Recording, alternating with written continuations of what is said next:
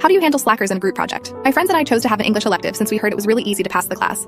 It required only 3 major presentations to pass instead of exams. Since we were given the option to choose our group mates, my friends and I decided to stick together. The first presentation was easy because it required a simple PowerPoint presentation. My friends promised to help out when they could, but they kept coming up with excuses to avoid doing their share of the work, like being busy with their majors and clubs and sororities. I ended up covering the research and creating the slides. They did show up for the presentation and winged it, but I warned them that the next 2 projects were a lot heavier and I wouldn't be able to do it by myself. They apologized half-heartedly and agreed to cover more of the work this time. However, after I completed my part of the presentation, I noticed they barely started on it.